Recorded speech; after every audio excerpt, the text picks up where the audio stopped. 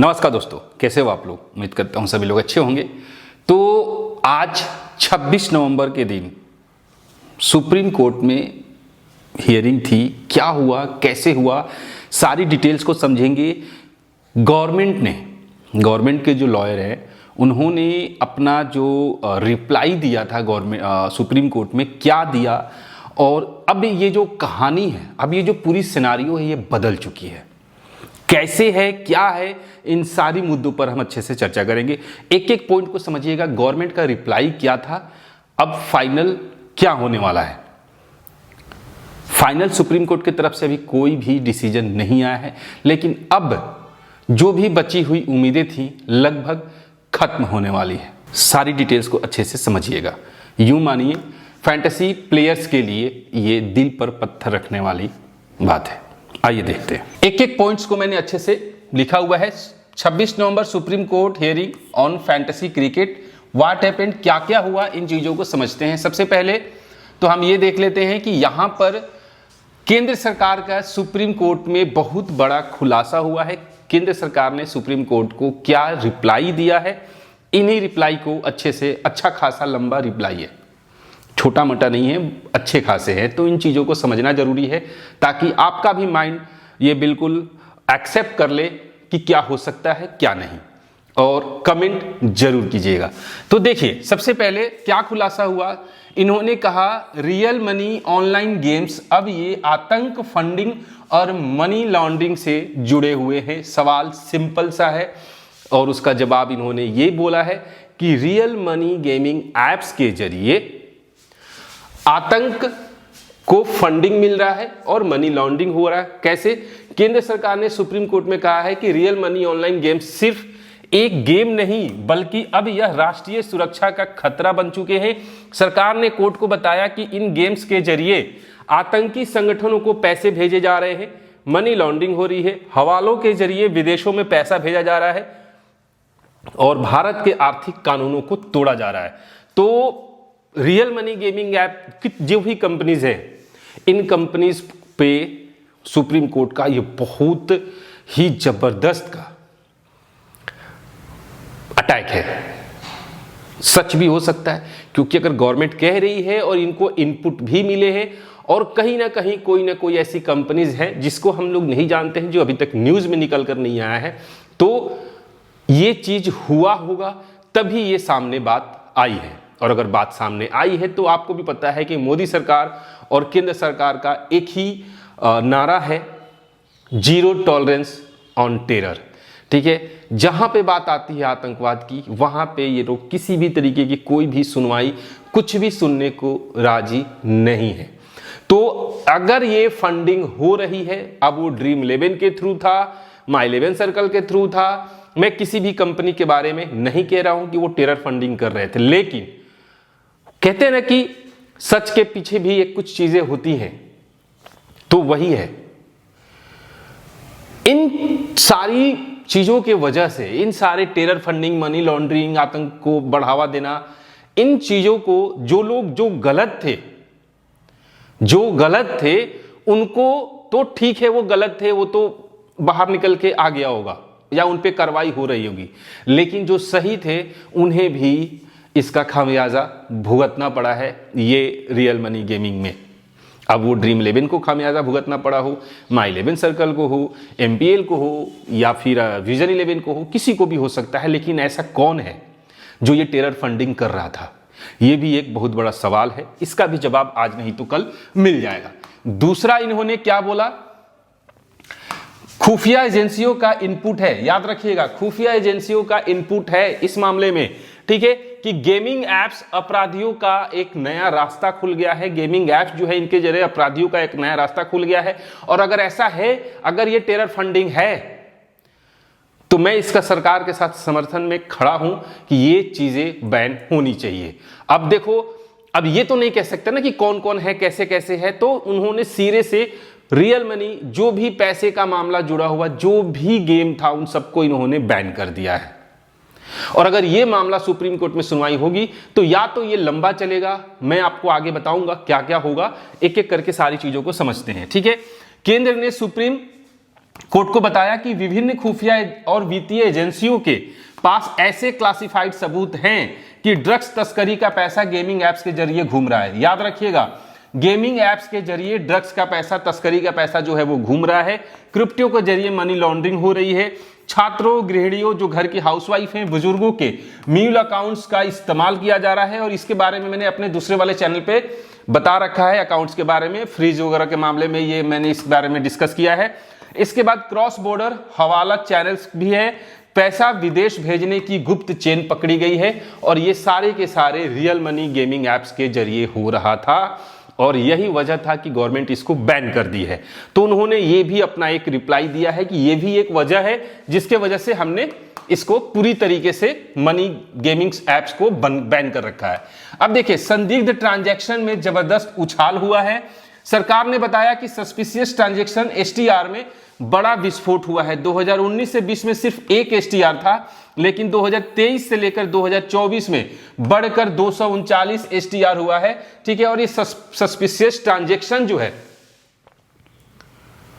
ये 2023 और 24 में बहुत ज्यादा, यानी कि आपने भी देखा होगा कि 2023 और 24 के बीच में, और 24 से 25 के बीच में बहुत सारी गेमिंग ऐप जो है, गेमिंग कंपनियां जो हैं वो खुलकर बाहर आई। हो सकता है कि ये टेरर का हो, हम आप जिस बहुत सारे फैंटेसी ऐप्स पे हम खेल रहे हैं, क्या पता वो उनकी फंडिंग हो, क्या पता ये उनकी बनाई हुई किसी तरीके से कंपनीज हो जिसके थ्रू हम खेल रहे हैं। ये भी एक बहुत बड़ा मुद्दा है और मुझे लगता है कि ये चीजें गवर्नमेंट ने जो भी किया सही किया, इस पर कार्रवाई हो। बट फिर भी मैं कहूंगा कि फैंटेसी स्किल बेस्ड गेम्स को जिंदा रखा जाए और उसके लिए ये लोग कुछ अलग तरीके से, मतलब अलग रेगुलेशन बनाकर कुछ भी करके फैंटेसी को ये लोग बाहर लेकर आए। कुल 7056 बैंक अकाउंट्स को फ्लैग किया गया है। पूरे फाइनेंशियल ईयर 2024 में गेमिंग ऐप से 5700 करोड़ से ज्यादा बाहर भेजा गया है। 5000 यानी 5700 करोड़, 5700 करोड़ रुपए गेमिंग ऐप्स के जरिए विदेशों में भेजे गए हैं। और ये टेरर फंडिंग है, हवाला है, मनी लॉन्ड्रिंग है, ये सारा का सारा खेल चल रहा था। और यही था जो कि गवर्नमेंट ने इन चीजों को, और ये गवर्नमेंट खुद से कदम नहीं उठाई है, ये खुफिया एजेंसियों के बताया, क्योंकि जिस तरीके से टेरर फंडिंग हो रहा था, आपने भी देखा जिस तरीके से अभी दिल्ली में ब्लास्ट हुआ, ये सारा का सारा मामला इन सारी चीजों से जुड़ा हुआ है। और ये तभी अक्टूबर में ही, अगस्त में ही ये सारी चीजों पर बैन लगाया गया, क्योंकि जब जांच चल रही थी तो ये सारी बातें सामने आई हैं। और मुझे लगता है कि दैट्स वाई, इन्हीं कारणों के वजह से शायद ड्रीम 11 या बड़ी बड़ी जो कंपनियां हैं उन्होंने कोर्ट की तरफ रुख नहीं अपनाया, क्योंकि उन्होंने ये देखा, शायद केंद्र सरकार के अधिकारियों से इन कंपनियों की बात हुई होगी, ये कंपनी के साथ बात में ये लोग एक्सेप्ट किए होंगे कि हाँ ऐसा हो सकता है और ऐसा हुआ होगा। या ये भी हो सकता है कि इन लोगों को ये बोला गया है कि आप 2-4-6 महीने तक अभी होल्ड रखो, शायद जब ये सारी चीजें शॉर्ट आउट हो जाए तो एक बढ़िया, एक सिक्योर रास्ता निकलेगा जब आप अपनी कंपनी को फिर बाहर लेके आ सकते हो। तो शायद ये भी मामला हो सकता है। ठीक है, कई कंपनियां इतनी आउटवर्ड रेमिटेंस कर रही हैं कि जितना पैसा भारत में आ रहा है उससे ज्यादा बाहर जा रहा है, यानी यह कैपिटल फ्लाइट है। और भाई साहब, मतलब आप समझ रहे हो, कोई भी, तो ये एक बहुत बड़ा रिस्की मामला था। हम नहीं जानते कि हम पैसा जिसको दे रहे हैं, हम जो गेम खेल रहे हैं, हम जो जीत रहे हैं, वो पैसा किसके पास जा रहा है, उन आतंकवादियों के अकाउंटों के पास जा रहा है, इसका इस्तेमाल कहां हो रहा है, ये हमें इसका कोई आइडिया नहीं था। लेकिन ये बात तो सामने आ गई कि ये ऐसा हो रहा था। ठीक है, अब हम बात कर लेते हैं सरकार के अनुसार। ठीक है, यह पूरा सिस्टम एक बहुत बड़ा जाल बन चुका है। सरकार ने इसे एक मिनट कहा, यानी समाज और देश के लिए बड़ा खतरा है। कारण क्या है? टैक्स में चोरी हो रही है, लेयरिंग थ्रू फॉरेन एंटिटीज, यानी कि विदेशी कंपनियों के जरिए पैसा को घुमाया जा रहा है, गलत रेमिटेंस डिस्क्रिप्शंस हो रहे हैं, गलत बिलिंग हो रहा है, एंड शेल कंपनीज भी हैं, यानी कि पूरी तरीके से इलीगल चीजें चल रही थी इन रियल मनी गेम्स को। क्योंकि देखो, जहां जो चीजें अच्छी होती है ना, जो पॉजिटिव चीजें होती है ना, तो उसका एक नेगेटिव इंपैक्ट भी पड़ता है। ठीक है, और सेम सिचुएशन यहां भी है। ये एक पॉजिटिव, लोगों को एंटरटेनमेंट के लिए, अपनी फैंटेसी के लिए ये गेम बनाया गया था, लोग गेम खेल रहे थे, इसके जरिए कुछ लोग पैसे कमा रहे थे जो रियल तरीके से कमा रहे थे। बट इसी चीज का निगेटिव इंपैक्ट पड़ा, जो कि ये टेरर फंडिंग की तरफ मुख मोड़ लिया।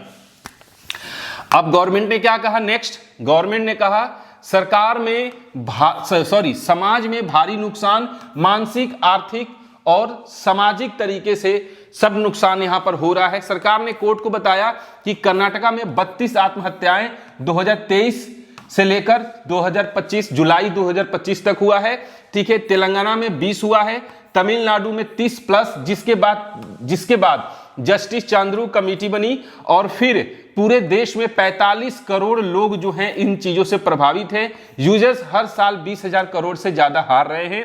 केंद्र ने कहा जब इंसानी जान दांव पर हो तब व्यापार का अधिकार लागू नहीं होता, और यहां पे मैं सरकार के साथ समर्थन नहीं करता, क्योंकि अगर ये चीजें इनको लग रही है कि आत्महत्याएं हो रही है ये गेमिंग फैंटेसी के वजह से, ये कहना अगर इस पक्ष पे अगर आएंगे तो शायद ये कोर्ट में नहीं जीत पाएंगे। जीतने का बस एक ही तरीका था इनके पास, और वो अगर सही है तो बिल्कुल सही है, वहां पर मैं समर्थन दे सकता हूं, लेकिन यहां पर नहीं।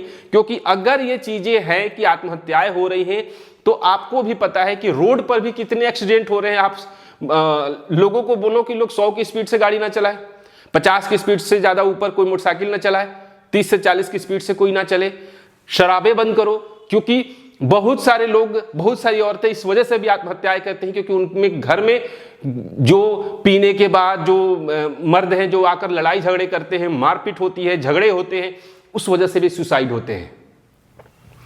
परीक्षा में फेल होने पर भी सुसाइड होती है। तो अगर इस पे आएंगे तो ये लोग जीत नहीं पाएंगे। बट फिर भी अगर इन चीजों से सुसाइड हो रहा है तो ये कहीं ना कहीं इसका लिंक वो टेरर फंडिंग के वजह से ही था।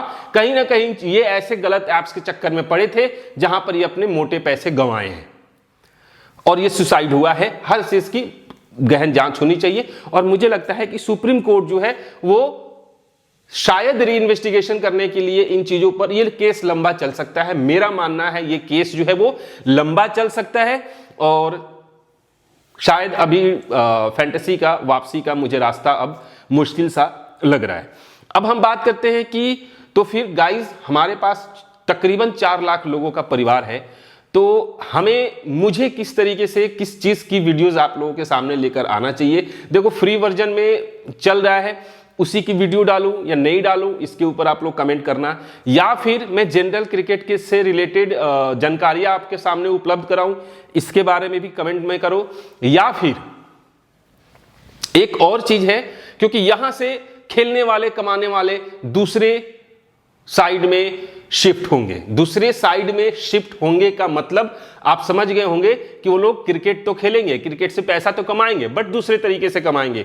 उसके भी प्रेडिक्शन आपको चाहिए तो वो भी आप कमेंट करो, जैसे कि कब कितने किस तरीके से आपको गेम खेलना चाहिए स्टार्टिंग में। जो हमारा प्रेडिक्शन है, जो हमारा एनालिसिस है, उसके अकॉर्डिंग सेशन वाइज आप किस तरीके से गेम खेल सकते हो, इसके ऊपर प्रेडिक्शन चाहिए।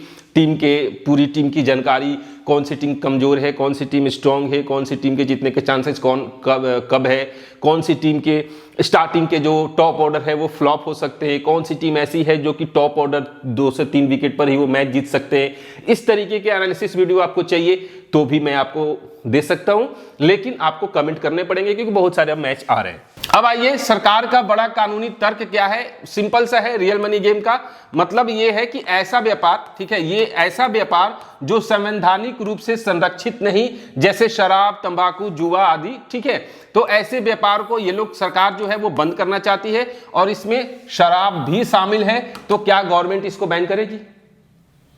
क्या गवर्नमेंट इससे बैन करेगी? सवाल ये उठता है, आप भी कमेंट करना।